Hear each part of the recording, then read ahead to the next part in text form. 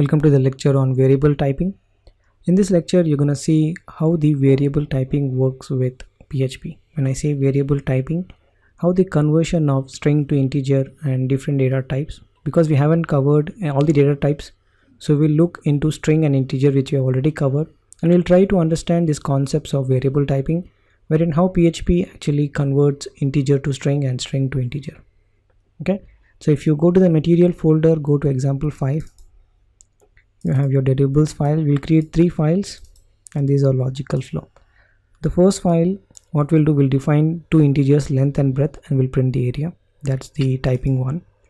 Then we'll define 1 string, 1 integer, and print the area. Okay, we'll convert that 1 integer to string. Then we'll use 2 string characters, not the integer, but we'll try to use some characters, and then we'll try to print them and see how it actually behaves. Okay, so let's quickly do that exercise. So I'm gonna copy the file name, new, save. Okay, so let's go ahead and create that file. So I'll call this sample1, where you have length field,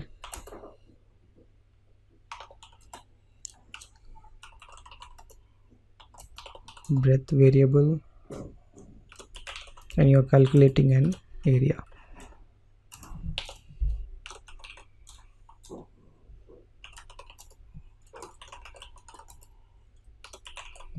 Okay, very simple and straightforward, right? The standard method of printing 2 integers. Okay, let's quickly do this and then we'll enhance this program. Right, let's create another sample. Okay, so let's save this file. I'm going to create one more file so that you have a reference of where we started, and we'll enhance the program. Okay, I just copied the code and I renamed the file to variable typing 2.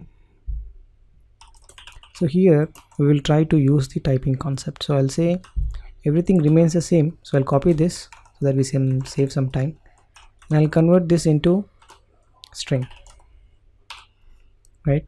And the best part of PHP is, even though it is trying to multiply needs integers, right? Even though it's string, it converts into an integer and then help us to do that operation. So we don't have to worry about converting a string to integer or integers to string. Okay, so let's quickly verify this. Okay, it's still print 200. Let's quickly create the third example.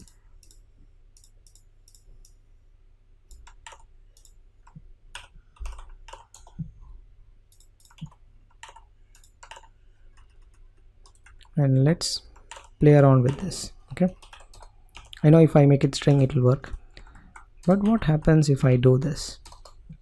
That's interesting to know, right?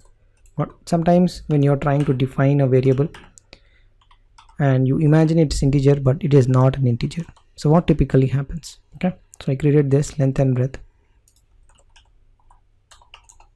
Okay, it will error out. So you should need to know this. Typing is good. Typing, you can play around with it, but remember that typing is bad also, because if you are not aware of that value at that runtime, it will error out.